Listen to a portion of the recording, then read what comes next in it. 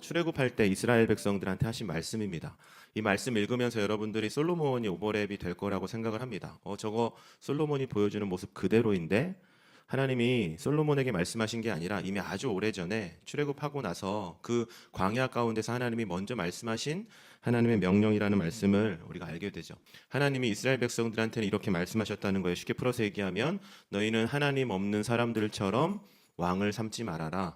너희는 하나님 없는 사람들처럼 살지 말아라. 20년 가까이 성전과 궁전을 지었습니다. 그러면 한번 대답해 주세요. 성전과 궁전은 누가 지었을까요? 현대건설? 누가 지었을 것 같아요? 네, 총총. 하나님. 저렇게 착하게 얘기하니까 어떻게 아니라고 얘기해. 네, 하나님이 지으신 건 맞겠죠. 그런데 여러분 잘 생각해 보세요. 20년 가까이 나라 전체가 성전과 궁전을 세우기 위해서 건축을 했다는 얘기는 무슨 말이냐면 수많은 이스라엘 백성들이 그 일에 동원됐다는 얘기입니다. 이 말씀 한번 같이 읽어보겠습니다. 시작. 솔로몬 왕은 이스라엘 전국에서 노무자를 불러 모았는데 그 수는 3만 명이나 되었다. 다 같이 아멘. 여러분 애굽에서 봤었던 왕의 모습과 동일하게 같은 모습입니다. 애굽의 왕이 자신의 어떤 왕의 권위와 애굽의 어떤 강함을 드러내기 위해서 수많은 사람들, 이스라엘 백성들까지도 동원해서 건축을 하고 나라를 끊임없이 무언가를 만들려고 했었던 일을 했던 것처럼 오늘 우리가 보는 말씀에서도 솔로몬이 똑같이 그 일을 하고 있다는 거죠. 솔로몬이 그럼 왜 그랬을까? 솔로몬이 하나님의 말씀을 알고 이스라엘 백성들이 그 20년 가까운 어떤 그 고된 노동으로 나라가 피폐해지고 있음에도 불구하고 솔로몬은 왜 도대체 그 일을 했을까? 오늘 우리가 나누고 싶은 말씀이 그 질문입니다. 자기 합리화라고 저는 생각합니다. 자기 합리화. 여러분 솔로몬이 그 일을 했었던 것은 자기 합리화가 있었던 거죠. 하나님의 성전을 짓는 일이야 라고 얘기했어요. 사람들이 거기에 대해서 뭐라고 얘기하겠습니까? 왕이 거할 궁전을 만드는 일이고 이거는 주변 나라들에 대해서 우리나라 하나님이 다스리시는 우리나라에 대해서 어필하고 또 보여주고 우리나라가 얼만큼 많은 축복을 받았는지를 실제로 눈으로 보여줄 수 있는 일이야 라고 생각하면서 솔로몬이 이렇게 생각했다는 거죠. 그러니까 수만 명이 동원돼도 상관은 없어. 솔로몬이 그런 자기 합리화를 가지고 하나님의 말씀을 벗어난 일들을 하고 있는 것을 우리가 말씀을 통해서 보게 됩니다. 내가 그렇게 하는 데는 그만한 이유가 있다라는 이 합리화가 우리 인생에서 우리의 삶을 좀먹는 죄의 가장 강력한 유혹이라고 생각합니다. 공부할 때 특히 그럴 수 있는 것 같아요. 우리 학생들은 그런 친구들이 거의 없다고 생각을 하지만 시험 기간이나 이렇게 오면 이제 다다음 주에 시험이 다가오는데 시험 기간이 되면 기도의 자리를 떠나는 거죠. 예배의 자리를 잠시 쉬는 거죠. 우리 학생들은 그런 사람이 없습니다. 그런데 교회에선 그런 분들이 있다고 해요. 고3이니까 예배를 좀 쉬어도 된다고 얘기하시는 분들도 있다고 그래요. 그런 문화와 그런 세대를 살아가는 게 우리가 살아가는 모습이죠. 정확하게 합리화된 모습 아닙니까? 내가 하나님을 위해서 공부를 해야 되고 하나님을 위해서 영광을 올려야 되니 가장 중요한 시험을 앞두고 잠시 예배와 기도의 자리를 떠나는 거 그거 괜찮은 일 아닌가라고 생각하는 게 세상을 살아가는 사람들 마음속에 또 혹은 예수님을 믿는 우리들 마음속에도 자리 잡고 있는 것이 현실이라는 것을 우리가 알고 있다고 생각을 합니다. 믿음은 늘 한 번도 항상 합리적인 적은 별로 없습니다. 여러분 하나님의 말씀이 합리적으로 들리세요? 예수님이 행하신 일들이 여러분 보시기에는 합리적으로 보이십니까? 예수님이 하신 말씀과 예수님이 하신 행동들은 거의 하나부터 열까지 다 비합리적인 것들로 가득 차 있어요. 가장 비합리적인 일이 뭐였습니까? 십자가였죠. 십자가. 그만큼 비합리적이고 비효율적인 일이 어디 있습니까? 예수님은 스스로 십자가에 죽으시고 그 모든 일을 제자들에게 맡기심으로 가장 비효율적인 비합리적인 일을 선택하신 분이 예수님이라는 거죠. 여러분 죄로 타락한 우리의 마음속에 합리적인 생각들이 들어오게 됩니다. 이건 합리적이어야 해. 이거는 이렇게 하는 게 더 맞는 것 같아. 마치 솔로몬처럼 하나님의 말씀과 율법이 있지만 이건 꼭 해야 되는 거잖아. 그러니까 조금은 말씀을 어긋난 삶을 살아도 하나님이 뭐라고 하시진 않을 거야. 이거 성전이잖아. 이거 궁전이잖아. 필요한 일이잖아 라고 얘기하면서 솔로몬 마음속에도 그런 마음이 있지 않았을까.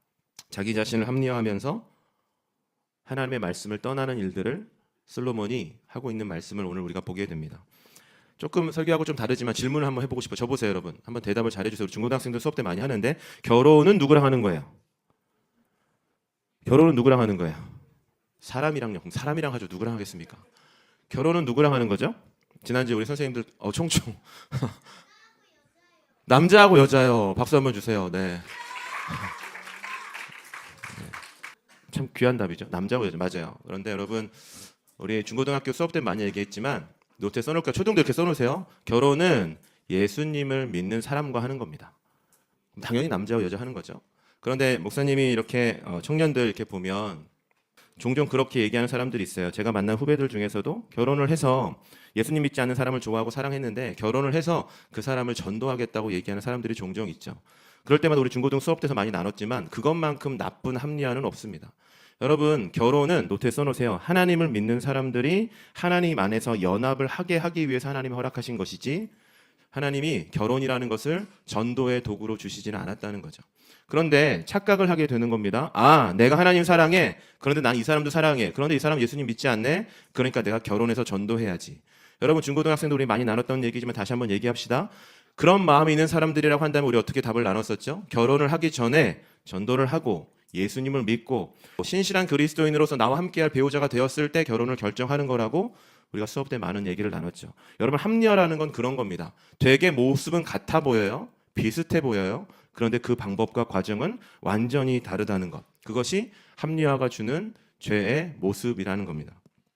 여러분 솔로몬이 지금 그 모습을 보여주고 있는 거예요. 자, 그러면 하나님이 솔로몬에게 요구하시는 게 뭘까? 나는 인애를 원하고 제사를 원하지 아니하며 번제보다 하나님을 아는 것을 원하노라. 다 같이 큰 목소리로 아멘.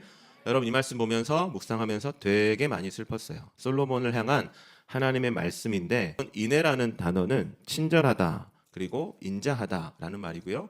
안다라는 거는 지식, 알고 있다는 얘기예요. 정말로 지식을 알고 납득하고 수용한다는 얘기입니다. 여러분 호세아서 6장 6절 말씀을 통해서 하나님은 저보세요. 솔로몬에게 이렇게 얘기를 하는 거예요. 오늘 설교 제목처럼 솔로몬아 솔로몬아 나는 네가 나한테 친절했으면 좋겠어. 이렇게 말씀하신다는 거예요. 솔로몬아 솔로몬아 나는 네가 나를 좀 알았으면 좋겠어. 네가 너 마음에 들어서 네가 하고 싶은 대로 하고 이거 마치 하나님이 원하시는 것처럼 네가 포장하면서 수많은 사람들을 동원하고 하나님의 말씀을 기쁘게 마음대로 어기면서 살아가지만 하나님의 이 말씀 나는 네가 나한테 친절했으면 좋겠어. 나는 네가 나를 제대로 알았으면 좋겠어. 이것이 하나님께서 솔로몬에게 주시는 말씀, 마음이라는 겁니다. 여러분 사랑에서 가장 중요한 건 뭘까요? 상대방을 배려하고 상대방한테 친절하게 대해주는 겁니다. 그게 가장 사랑의 출발이라고 할 수 있는데 솔로몬의 모습을 보십시오. 하나님을 사랑한다고 인생의 50%를 드렸음에도 불구하고 하나님을 사랑하는 친절함이 하나도 보이지 않는다는 겁니다. 이게 너무나 슬픈 일이죠. 그 심장으로 하나님의 말씀을 듣던 솔로몬이 하나님의 말씀을 안다고 하는 솔로몬이 하나님은 이런 분이야. 하나님은 이렇게 우리를 사랑하시는 분이야. 하나님은 우리를 이렇게 인도하시는 분이시고 몇 장 몇 절에 하나님은 이렇게 말씀하셨어요 라고 그렇게 얘기할 수 있었던 솔로몬이 정작 하나님에 대해서는 단 하나도 알지 못하는 그런 나쁜 모습을 보여주고 있는 것이 오늘 솔로몬이 우리에게 보여주는 현실이라는 거죠. 여러분 말씀을 좀 마무리합니다. 여러분 오늘 단순한 설교 제목으로 오늘 내용을 단순하게 그러나 정확하게 이해할 수 있다고 생각합니다. 그래서 하나님은 저와 여러분들이 하나님에게 친절하기를 원하십니다. 동의하시면 아멘. 여러분 하나님은 여러분에게 수많은 번제와 제사를 요구하시는 것이 아니라 우리가 하나님을 사랑하는 마음으로 하나님을 신경 쓰고 하나님을 이런 말이 좀 맞는지 모르겠지만 눈치를 보고 도대체 하나님은 뭘 기뻐하실까를 생각하고 하나님이 기뻐하시는 일을 그런 삶을 살아가기를 우리에게 요구하신다는 거죠. 네가 나를 좀 알았으면 좋겠어. 네가 나에게 친절을 베푸는 어떤 사람들처럼 그런 사람이 됐으면 좋겠어. 이것이 하나님이 우리에게 주시는 말씀입니다. 사랑하는 여러분, 날마다 아침에 이렇게 예배를 드리고 기독교 학교 다니고 믿음의 가정에서 어제 주일도 그렇게 예배를 드리고 왔음에도 불구하고 하나님의 이런 아픈 소리를 듣지 않는 저와 여러분들이 되길 바랍니다.